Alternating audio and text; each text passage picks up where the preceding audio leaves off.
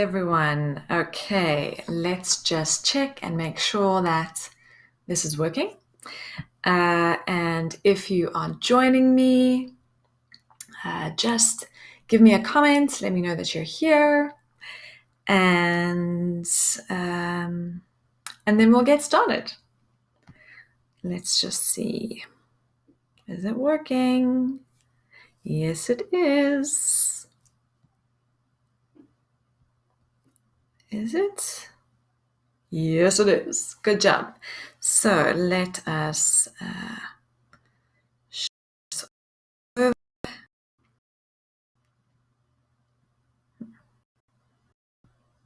to various places, like over there, and done.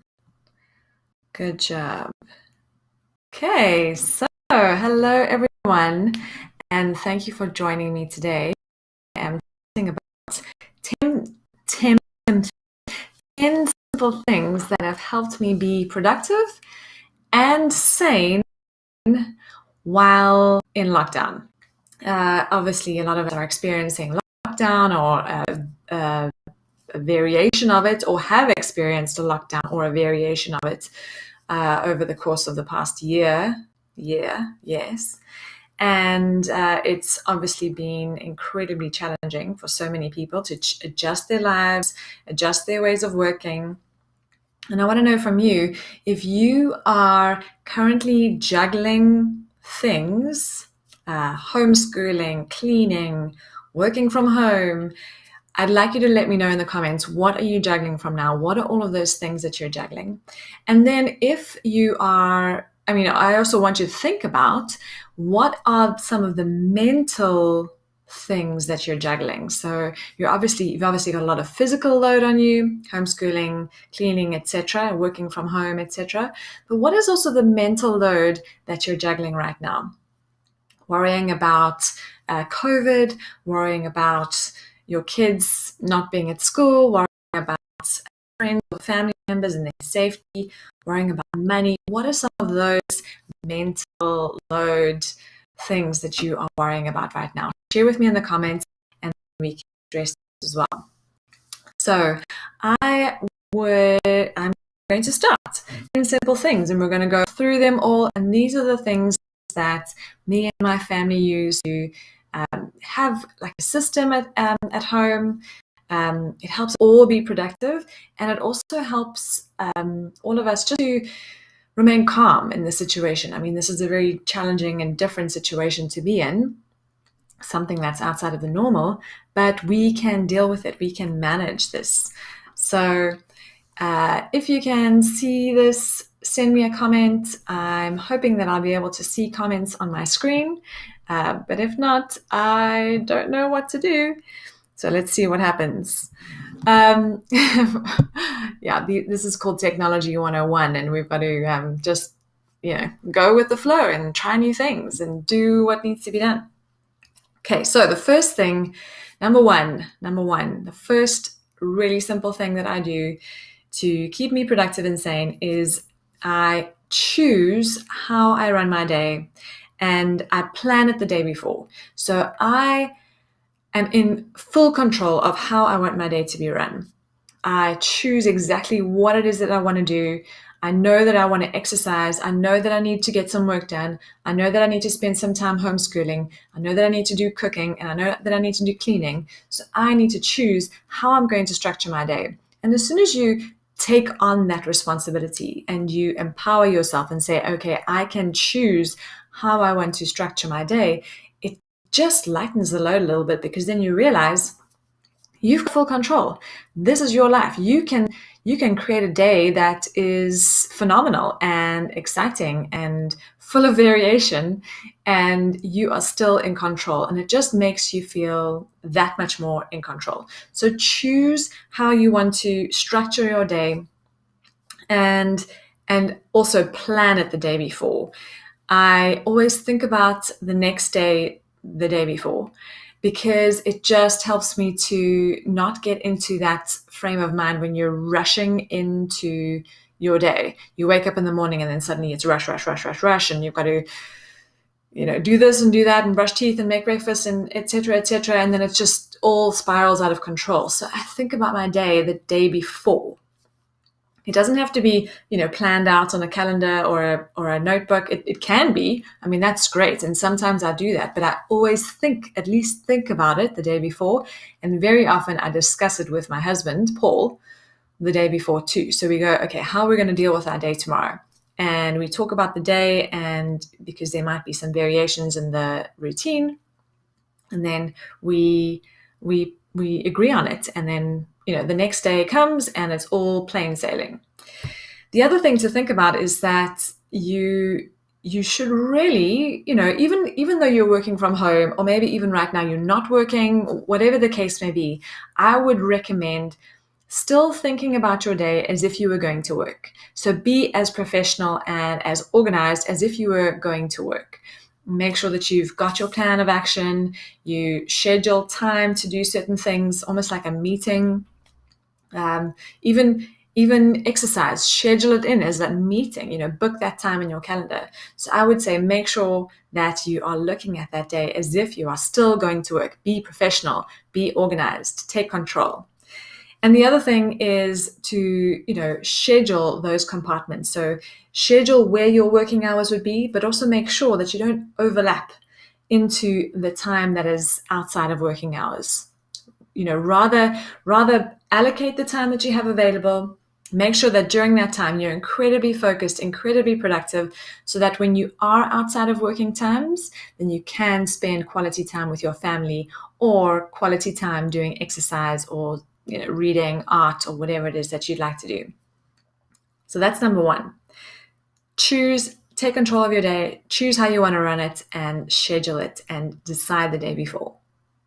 Number two, the second thing that I do, the very simple thing that I do, is I exercise in the morning. A lot of successful people will say that their success is specifically derived from how much movement they do. And that's not just exercise, it's about all movement. So moving during the day, going for a walk, the more you move, and I don't know if you've noticed this, but the more that you move, the more action you take, the more excited you are about taking action. So exercise in the morning. So that's why I start my day by exercising in the morning. I get it done. I also know that if I don't exercise in the morning, it's very unlikely that I'm going to exercise later on in the day. So I'll make sure that I exercise in the morning, I get it over and done with. And then I've also felt like I've achieved something big. And apart from that, all the happy endorphins come into play when you exercise, which sets you up for a really great and productive and happy and motivated day. So exercise in the morning, and get out of the house. So if you can, just try and get out of the house, because a lot of us are in the house a lot at the moment. I know for me, that's we're doing that a lot right now. We're only allowed to go out for essential things. So get out of the house if you can. Go for a walk out of the house. Just get out of the house, because if you're here working from home all the time, then it's going to drive you crazy after a while. I'm sure of it. So get out of the house. That's it. The other thing to think about, it's not just about exercise, it's also about how well you sleep and how well you eat. Those are actually the three things that successful people say are core to their success. Is how well exercise and how well they eat. Those are three things to always keep in consideration. But I really like exercise, because for me, it motivates all the others. It makes me want to eat healthily, and it makes me want to sleep well, so that I can wake up refreshed and go out for a great jog or do some exercise. Go for a walk with my son. Number three, plan your meals. Cool, Philippa. Yay, this is working. I live to exercise or run in the morning. Problem is, I'm so tired afterwards. It takes me ages to recover and stop yawning. I agree, Philippa. I also sometimes feel quite tired. I think maybe, I'm just putting this out there, but maybe it's, rather go for a more gentle run. Maybe something a little bit gentler, so it's not so intense. I've tried that as well, and sometimes I've just realized that I've been pushing myself a bit too hard, running too far, too long, too fast. Well, I never run too fast, but maybe just pull it back a little bit and maybe not to work so hard. I also enjoy a run in the morning. Really just sets up your day. So number 3 is plan your meals. And I know for some people this seems like a chore in itself, but our family, we started off with a 2-week meal plan, and it just rotated, and it was so, so helpful. Now we've actually moved up to a 4-week meal plan. So we're eating something different every single day for 4 weeks. And I've got it all set up on Dropbox with a schedule, and there are links to recipes if we need the recipe to refer back to. So we've got that, but you don't have to do something so advanced just yet. Start off with just a 1-week meal plan. Plan it on a Sunday. Plan what you're going to have for the next week. And the great thing about meal planning, there's actually a few things that are great about meal planning. Number 1 is you can then create a very simple shopping list from your meal plan because you know exactly what you need. So obviously it's everything that's needed for the recipes of your meal plan, plus all of your essentials like milk and bread, sugar, etc. But the other thing that's really, really good about meal plans is that it helps you not to deviate or buy things that you don't need. And I actually think that it saves me money because I'm buying only those things that I need for that week ahead in advance. I also do online shopping, which also helps me with the impulse purchases. I don't do any impulse purchases when I'm online shopping because I need to only buy what's on my list.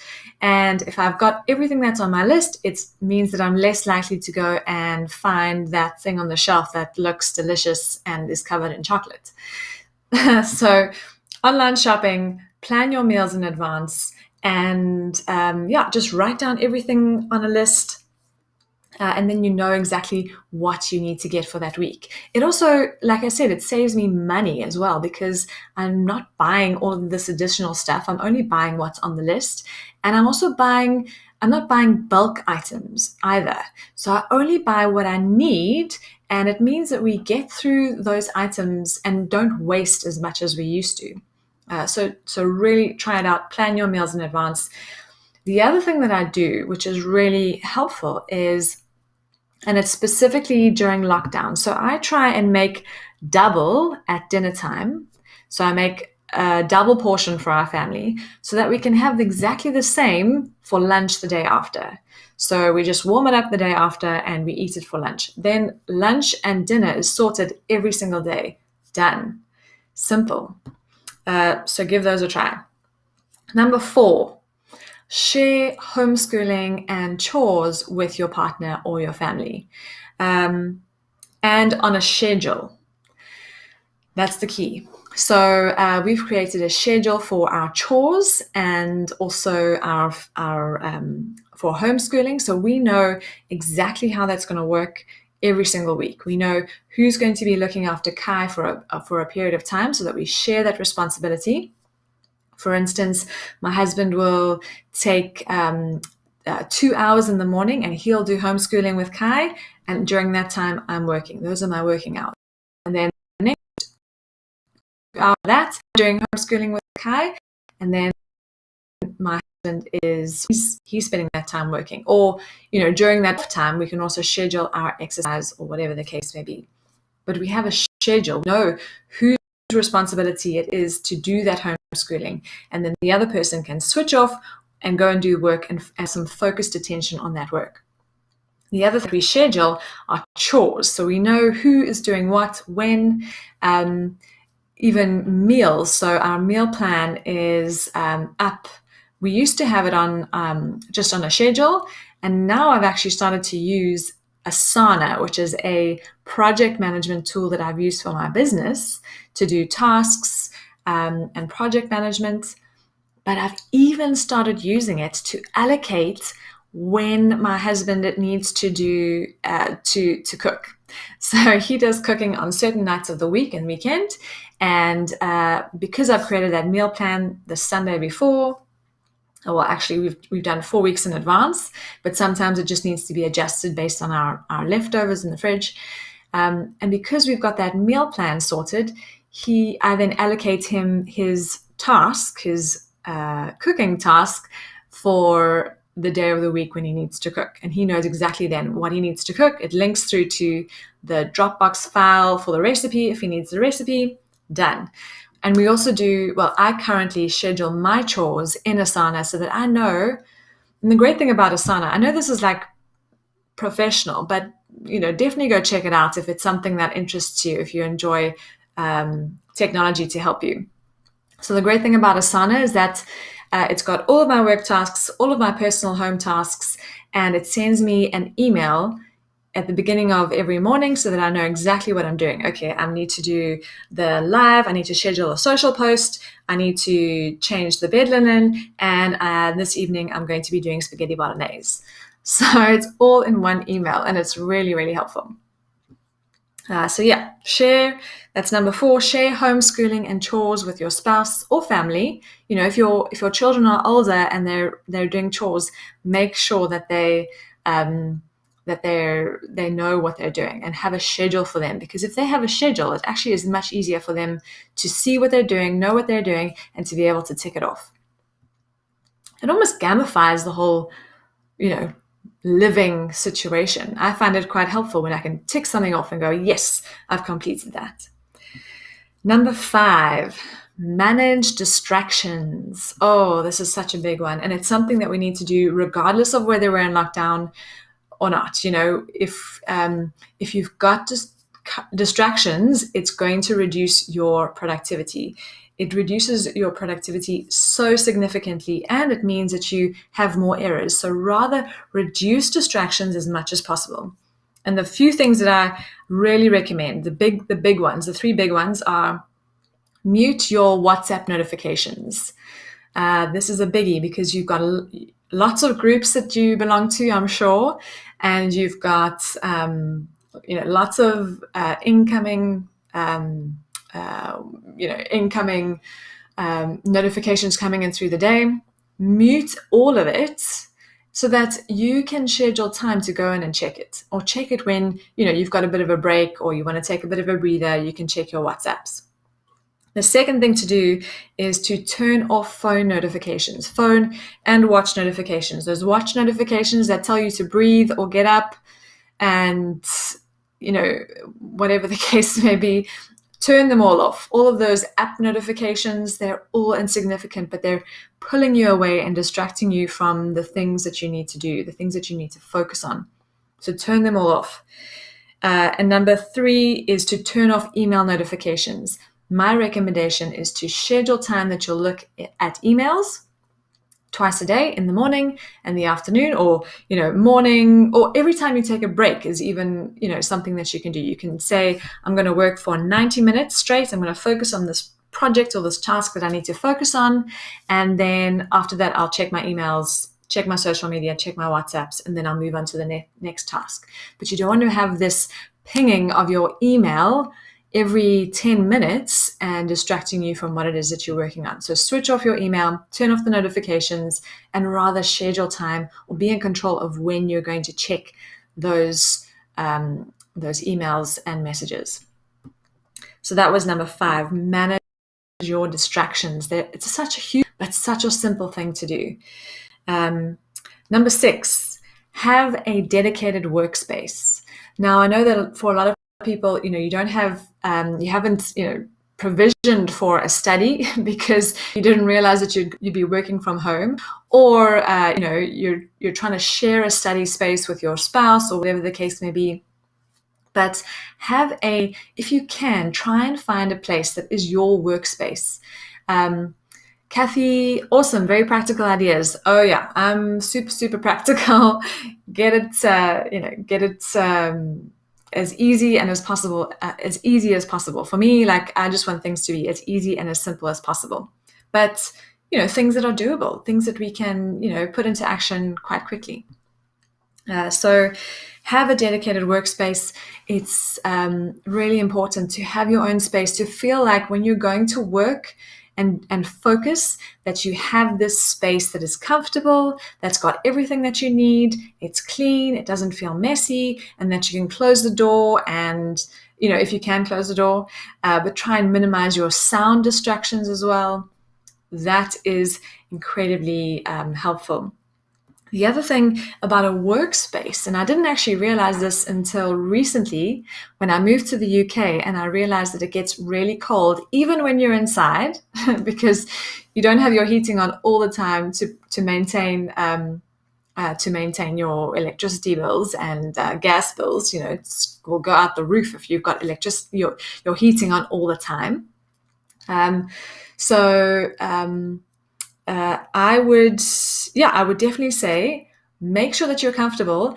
And the thing that I actually also found out is that studies show that if you're too cold, you won't be able to focus properly. So try and get yourself to a place where you're comfortable. And because we don't want to put on heating all the time during the day, I just wrap myself up in a blanket, I get myself nice and comfy, and make sure that I'm not too cold. You should be around 20 degrees. The people who are watching in South Africa, this is not a problem for you at the moment. But if you can, try and get yourself to a point where you're at 20 degrees or 22 degrees, because that's the optimum temperature for focus. So use your air cons. Cool. 6, have a dedicated workspace. Number 7, let's just have a look at some things here. Juanita says, I honestly didn't know you could turn off those Apple Watch notifications. The get up ones are so distracting. Agreed. I used to have those ones that say, it's time to breathe. And I'd be like, I'm breathing, okay? So yes, take off. Those Apple Watch notifications are actually ridiculous. And there's also those, every time you upload a new app and it gets uploaded to your watch, then you get all of those notifications too. So just go into your Apple Watch app on your phone and you'll be able to take off all of those notifications. Take them all off. You don't need them. You only need your watch when you need to use it and to tell the time. And Philippa says, yes, own workspace is so important. I was trying to work at the hot desk in the TV room. This was impossible with kids at home. Agreed. You can, sound distraction is a huge thing. And I really would encourage that, wherever possible, try and find a place that is your own dedicated space that you can minimize that sound distraction. So that brings me to my next tip number 7, and it's called Brain FM. Haha. This is like my secret weapon. I love Brain FM, and I have no affiliations to them. I don't earn any commission from them at all, but it's a online, and it's also an app that plays productivity music. So music that's been specifically created to help you be productive and to help you focus. It's actually got some amazing things here. Let me just show you, if I can quickly show you. And it allows you to choose music that you can use to focus, for creativity, for meditation, for relaxing. And it works best when you plug it in with headphones in your ears. So you can see here, let's just try and put it close there. There we go. So it says focus, relax, sleep, meditate. And then even when you go into these, it shows like even more, it drills down into more options. So you can find music that allows you to do deep work focus, creative focus, study or reading focus, and light work focus. And they're all a little bit different, and they work on like alpha waves or something like that. But it's been specifically created to help your brain focus. So, and this really helps with sound distractions as well. So I put this in, I put my headphones in, and I get on with it. And it's amazing how like time flies by and you just get into the zone and you just do what you need to do. So it's my secret weapon. I'm telling you all about it, and I'll share in the comments after the live. So be sure to go back to the comments, and I'll send you a referral link that gives you, I think it's the 30-day free trial. I think they normally have like a 14-day free trial, but I'll give you a 30-day free trial. Kathy says, I use Headspace. Okay, so does Headspace have music? I also use Headspace for the meditation, but the music here is phenomenal. I'll have to check and see if Headspace uses productivity music as well. So that's my secret weapon. Like I said, I'll put the link for a 30-day free trial in the comments, so go and look at that afterwards.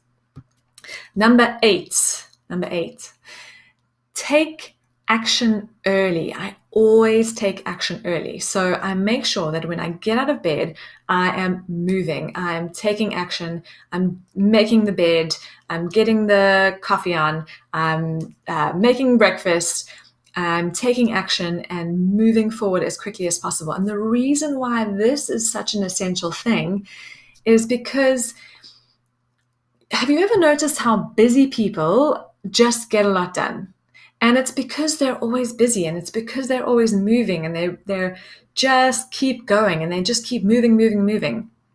And it's the momentum of that movement and getting busy, regardless of what it is that you're getting busy with. It's that momentum that helps you to do more things. So it's almost like Newton's law of inertia. So if something is at rest, it's going to remain at rest. But if something is in motion, it's going to keep being in motion. So if you take action early in the day, if you make your bed, brush your teeth, hopefully you do that every day anyway, and don't worry, I've forgotten a few times myself, and maybe that was after I had a baby. So I never judge, by the way.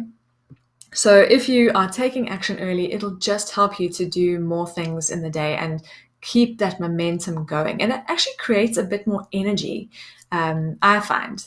So that's number 8. That's what I do. Number 9, communicate.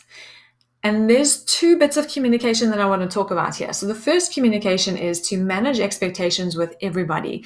Manage expectations with your colleagues, with your boss, with your husband, with your family, with your children.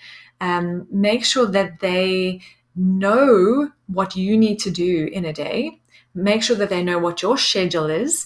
Make sure that they understand what their schedule is when they need to be on call for doing homeschooling or whatever the case may be, when they're allowed to watch TV. Make sure that you're communicating all of those things, because it's really, really helpful, so that you don't get to a point where, everyone's like, well, I didn't know that we were doing that at all. You don't want that. You don't want that confusion, and you don't want that missed expectation. And that's why I mentioned earlier that I chat to my husband the night before, and we talk about how we're going to structure the day after. And that's just really, really helpful. And if things change during the day, then that's fine. It's great to have a flexible approach to your routines. But at least you would have structured some of it, and at least you would have known what each person was doing. And this is also really, really helpful with children. They also need to know. So we let Kai know, he's only 4, but we let him know, okay, we're going to be doing homeschooling from now until then. And after that, we'll take a 10-minute break, and then we can play a game or watch a little bit of TV, or we're going to go out for a walk. But he knows exactly what he's going to be doing next.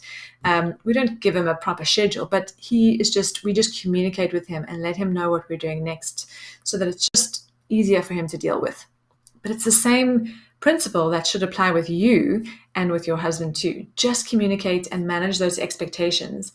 Also manage expectations with your team or your colleagues or your boss, and say, these are my working hours. You might have to communicate and say, I'm only going to be able to work 4 hours during a normal day because I'm homeschooling for the rest, but I'm going to have to put in an additional 4 hours after my children go to sleep, or from 6 until whenever the case may be.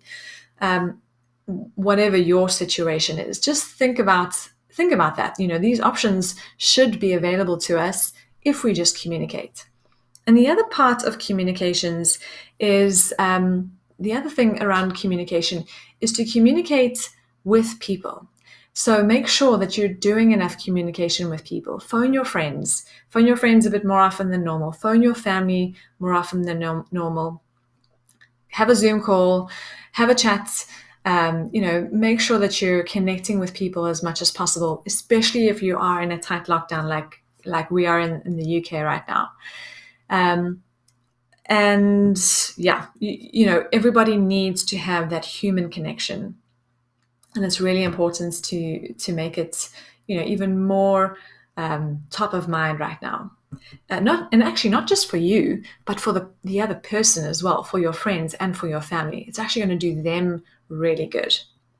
Okay, so that was number 9. And that brings us to the last one, number 10. Number 10, be realistic and kind to yourself. So it's really such a key thing to remember, is that we need to be kind to ourselves during this time. There are going to be days when you don't feel productive. There are going to be days when you just don't feel like going for that run. There are going to be days when you're just a little bit low or flat, or need a bit of space. I'm an introvert, so I sometimes need some quiet me time. I need to take that time so that I can refresh and replenish my energy. And just be kind to yourself, but also aware of what you're going through, and aware of what you're feeling, and aware of what you need in that moment. And be realistic about what it is that you can achieve. It's no good putting too much on your plate and trying to achieve everything right now. It's no good having a serious number of goals and going after all of those goals all at once right now. Just take on what you can take on, and take on what you can take on and do well. Do you know what I mean? So don't try and, train for a marathon and go on a diet and be amazing at work and launch a side hustle and, don't do all of those things right now. Just pick one thing. Pick one thing that you can do really well and focus on that. Or maybe 2 things, like try and do the homeschooling really well and also your work really well, whatever the case may be. But just don't take on too much is all I'm saying. Just be realistic about what you can achieve in the time that you have available, because a lot of us have got reduced working hours available to us right now. And take a nap if you need it. If you're working from home right now, your bed is just around the corner, which is fantastic. And if you need to take a nap, well, take a nap. It's actually, really good for some people. Some people thrive on having a little 20-minute siesta. So take that nap, take that time out, take that breathing space when you need it, because it will help you be more productive and more sane down the line. And the other thing that I wanted to mention is that, during this time, we have to accept the fact that there is uncertainty. We have to accept the fact that there is going to be, lots of different things happening. Now we've got vaccines coming into play. What does that mean for all of us? How are we going to, what are we going to do when we get a vaccine? When are we going to get a vaccine? All of those new things that are coming into our heads. So just understand that we need to accept uncertainty, and this time going forward is going to be really interesting. How we move forward from here. How the world moves forward in this whole COVID situation. I think it's going to be really, really interesting. Kathy says naps rule. Oh yeah, naps definitely rule. I'm a fond napper. I love naps. So yeah, that's number 10. Be realistic and kind to yourself. Make sure that you're practicing some self-love and self-care. And particularly if you're a parent, you'll realize that the only person that looks after you is you. So you've got to do it. You've got to make sure that you're still looking after you.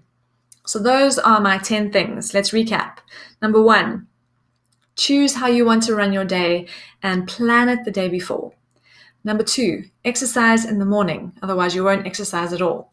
Number 3, plan your meals and get really structured with meal planning and shopping online and etc. And understanding what you're going to eat for that week ahead. Number 4, share homeschooling and chores with your partner, your spouse, and make sure it's on a schedule so that everybody knows what they're doing when.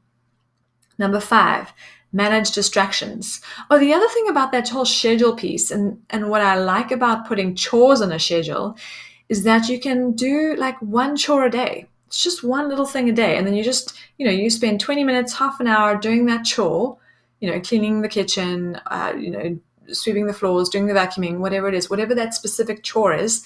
And it just breaks it up so that you don't have to spend hours cleaning a home. Yeah, so that was number 4. Then number 5, manage distractions. Turn off all those notifications, baby. Make sure that they're gone. Number 6, have a dedicated workspace.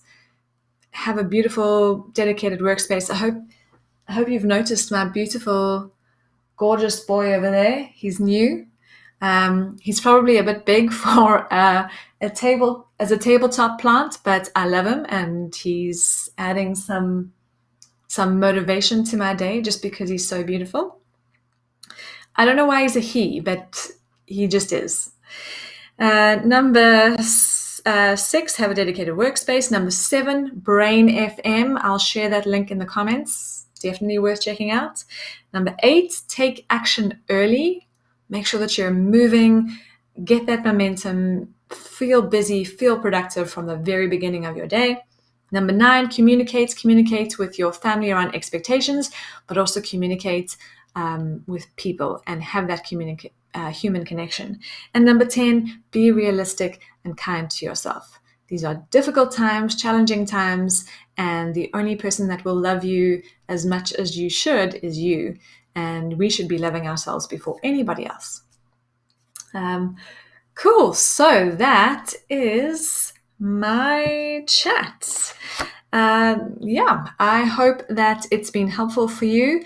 I would love to know from you, what are some of the things that you use or do to keep productive and sane during lockdown, or have used in the past when you were in a more tight lockdown? What are some of those things? Let me know in the comments. I'd love to know what your strategies are. And this is about sharing. Sharing is caring. And yes, I hope these have helped you. And if you are watching this on a replay, just pop a comment in and say, I'm watching this on a replay. Fantastic. I hope you have an amazing Wednesday, and I will chat again with you next Wednesday. Bye for now. I don't know how to switch this thing off. Oh yeah, there it is. This is a whole new technology, so I have no clue where to go to switch off. There it is. It says a big red button that says finish, and now we will finish. Pleasure, Kathy. It was lovely to see you. Bye.